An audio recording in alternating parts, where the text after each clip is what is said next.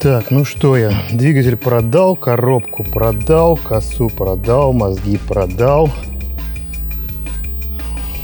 Пластилин полепил. Донора купил. Точно. Надо донора посмотреть. Всем привет, друзья! Не прошло и недели с момента публикации моего крайнего видео про Eclipse, в котором я снимал мотор, коробку, в общем, разбирал всю машину, готовил ее к свапу, и в котором я предложил купить запчасти, соответственно, снятые с этой машины. Так вот, не прошло и недели, как поступила масса предложений о покупке мотора, коробки, мозгов, там, кулаков, рычагов, приводов. Я совсем не ожидал, что так будет так быстро, но мотор успешно продан, мотор с коробкой, с косой, с мозгами ушел буквально в первые дни за 50 тысяч рублей, и это первый плюс в нашей калькуляции расходов. Сейчас прибавим 50 тысяч рублей к нашей калькуляции. Но на этом все плюсы и заканчиваются. Дальше опять только минусы. И первый огромный минус, который сейчас появился, это донор. Сейчас мы ее попробуем завести. Говорят, она заводится. Только вот я сел не с правильной стороны. Руль-то у нас в бардачке. Да, сейчас я поменяю положение.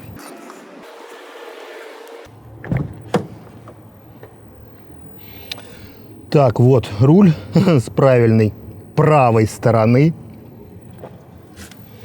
Ну и сейчас мы посмотрим, заведется ли эта машинка. Да, конечно, вряд ли она заведется, аккумулятор-то сел. Но, говорят, на аукцион она пришла своим ходом. Итак, ладно, пока сейчас я буду ее заряжать, я все-таки расскажу, что это за машина. Многие, конечно, догадались по кузову, который видно из салона. Это такой сарай. Ну, а раз сарай и раз это Mitsubishi, то это Mitsubishi Legnum. Почему мы взяли этого донора? Я думаю, постоянные зрители моего канала знают, что у меня добрая половина видосов — это видео о каких-то свапах, и большинство из них о свапах Eclipse'ов.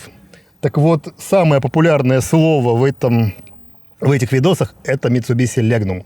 Legnum 2.5, Twin Turbo, полный привод, GDM, руль в бардачке. И, в общем, все это мы будем переставлять в наш Eclipse.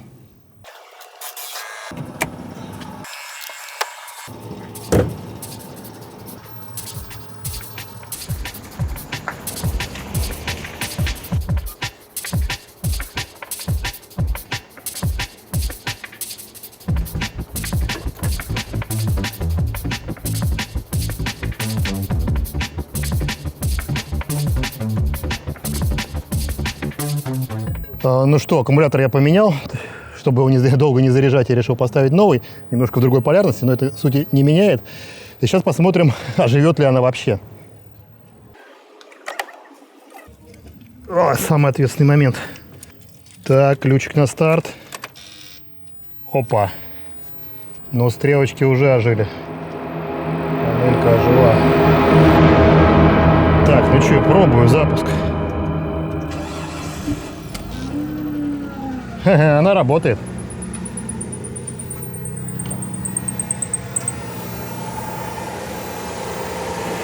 Он живой, он работает.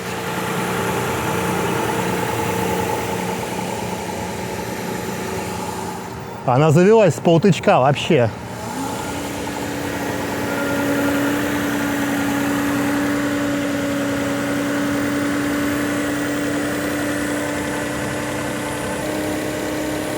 Как красиво шелестит.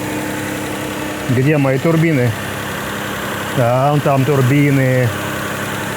Вышечка.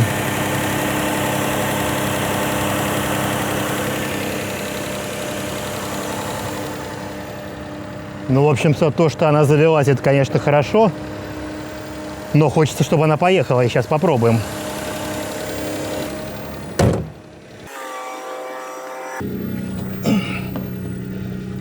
Это, конечно, распил. Блин, как неудобно все делать левой рукой. Как ездить на этих праворуких тачках? Так, что нажимать-то?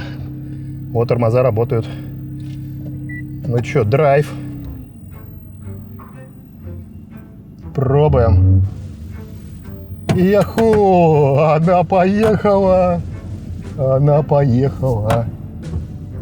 Я боюсь, не развалится ли она у меня. Что-то скрипит, что-то жует. Но она едет. А, крутяк. Сейчас кузов развалится у меня посреди дороги. Блин, ну и треск здесь стоит. Кузов перепилен чуть ли не полностью. Стойки задние, пол до середины туннеля. То есть он сейчас перед и зад держится только на среднем туннеле.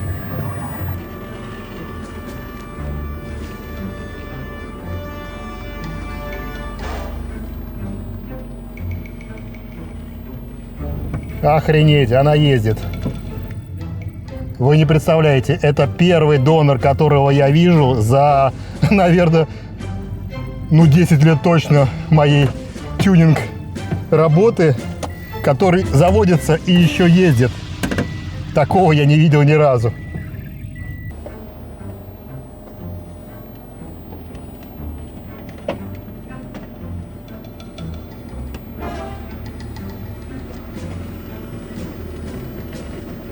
Шумит, гремит, кряхтит.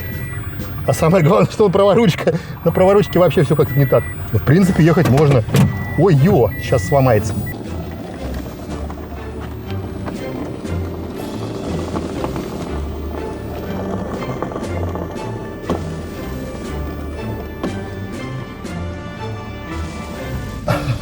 Я уже сказал это 10 раз. Она ездит, и это самое главное.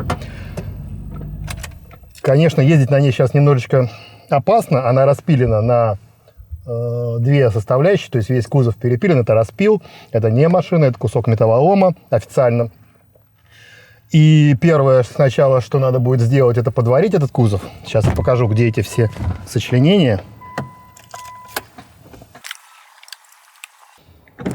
Так, ну вот. Кузов перепилен в пороге внизу. Там дальше пол, то есть сейчас он держится на одном туннеле, поэтому ездить на нем немножечко опасно. Перепилена стойка задняя, перепилена стойка багажника. Ну, в общем,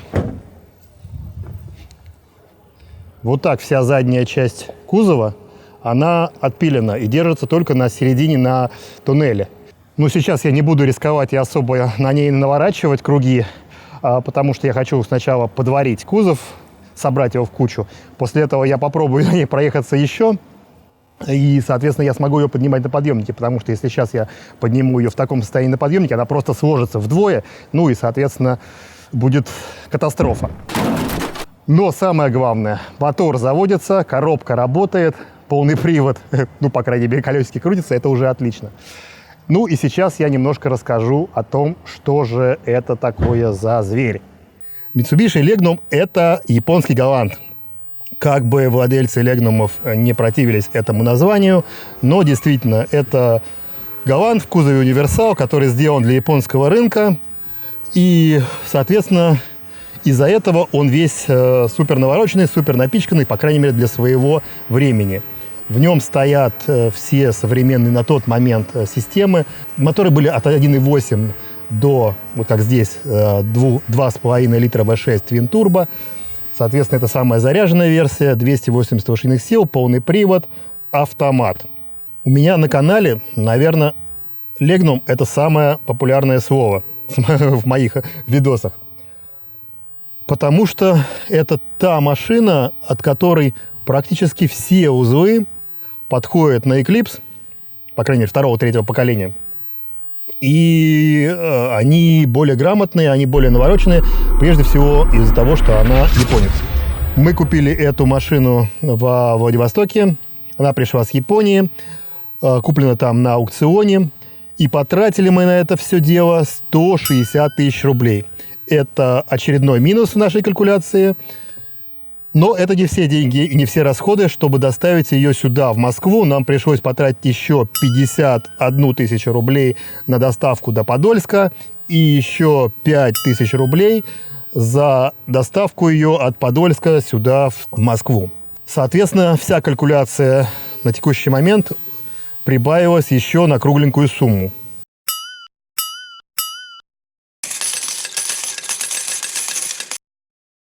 Это, кстати, даже очень хорошо, что Япония ближе находится, чем Америка к нам, потому что иначе бы у нас бы не было этого донора. А в Америке, кстати, его нет, и бедные американские тюнеры живут каким-то образом без вот этих всех навороченных узлов, которые можно переставить с Легнума. И в том числе мой давний товарищ Мигель, друзья которого так часто любят мне написать в личку с вопросом: а какие привода ты поставил на свой свапнутый Evo Clips? И я им всем говорю: ребят, я все рассказал Мигелю уже несколько лет назад, когда он начинал делать свой свап. Так вот, не знаю, когда-нибудь он свой свап закончит. Привода от Легнума. Еще раз, от Легнума привода. Привода от Галанта EC5V. Что же нам еще нужно от этого Легнума? Ну, ладно, по технической части. Нам нужны в данном случае мотор, коробка, раздатка, привода передние, кардан, привода задние, задний редуктор, задние кулаки, передние кулаки, задние рычаги. Ну, то есть все, что находится вне машины и внутри этой машины, нам все это надо. Всю электрику, все моторные косы мы, наверное, будем переставлять с этого Легнума. Даже не наверное, а точно.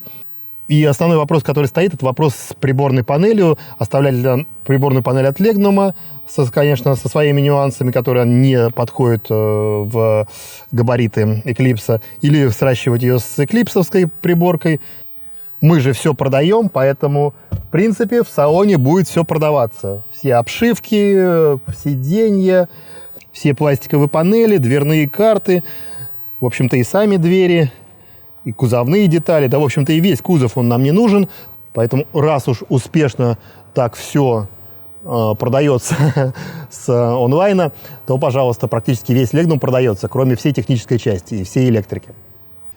И чем же так интересен этот автомобиль для тюнеров Эклипсов? А сейчас я вам об этом расскажу. Первое, что я начну, пока мы находимся на улице. Здесь, конечно, не шибко видно, но подвеска у них с Эклипсом одна и та же. Все рычаги, кулаки у них одинаковые. Единственный бонус, который стоит у Легнума, это начинается, кажется, с 2000, в общем, рестайлинговый Легнум, на нем стоят кулаки с разлетом ушей 160 мм, такие же, как на Brembo Evolution. Поэтому первый донорский узел, который самый часто применяемый в Эклипсах с Легнума, это передние кулаки. Кулаки в сборе для тех, кто ставит себе тормоза от Evolution Bolt-On. Дальше. Жопа. Легнум – это полноприводная машина. И жопа целиком, полностью вся подвеска, подрамник, бак, рычаги, кулаки, привода, редуктор. Все, что есть у Легнума сзади, вся его трансмиссия, вся его подвеска, топливный бак, это все применяется при свапе на полный привод у Эклипса. То есть полностью все становится Bolt-On с одним небольшим условием, что Легнум машина праворульная. И, соответственно, выхлоп у нее находится с другой стороны, нежели у Эклипса.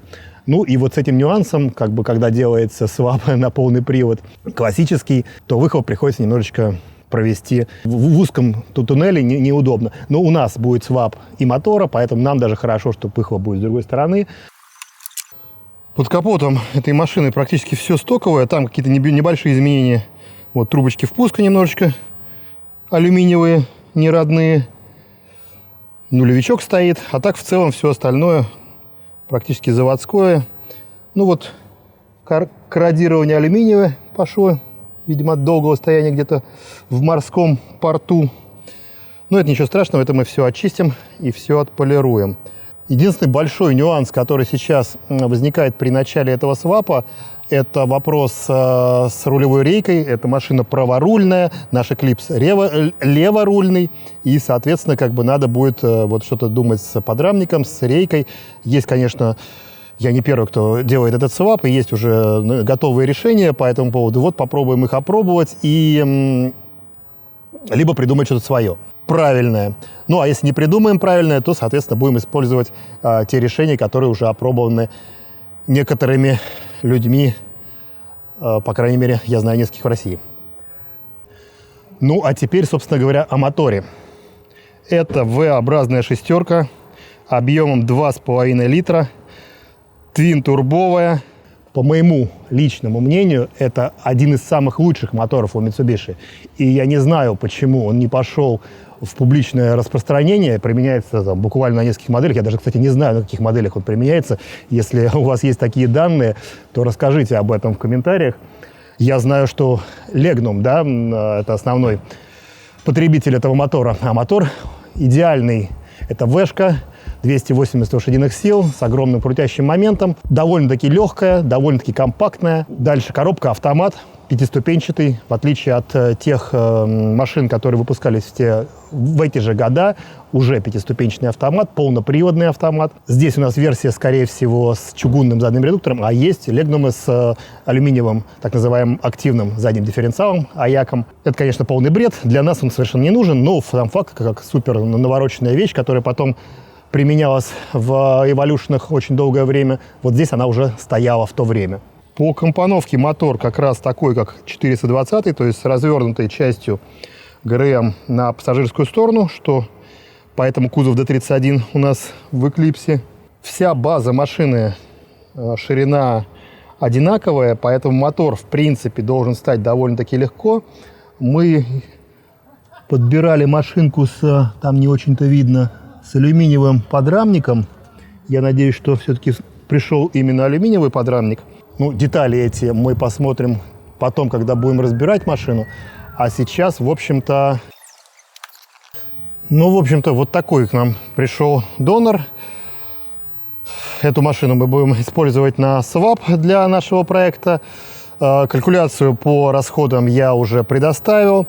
Конечно, многие с первой серии догадались о том, какой мотор будет. Это V-шка, да, это V6, твин-турбо, полный привод. Но, по крайней мере, такой проект я, честно говоря, не делал. То есть именно V6 с коробкой автомат я не ставил в Eclipse второго поколения. На мой взгляд, это самый бюджетный вариант для очень продвинутого тюнинга этого Eclipse. И, в принципе, он многим по карману, поэтому мы его взяли за основу, поэтому мы его будем развивать и показывать вам. Ну, а если у вас возникли какие-то пожелания, вопросы и комментарии, пишите их внизу, я буду очень рад, особенности касаемо тому, какие решения применить в данном случае, потому что будет интересно выслушать мнение бывалых людей, кто делал уже подобный проект. Ну а на сегодня я рассказал все, что хотел рассказать. Подписывайтесь на мой канал, ставьте лайки. Всем удачи, всем пока.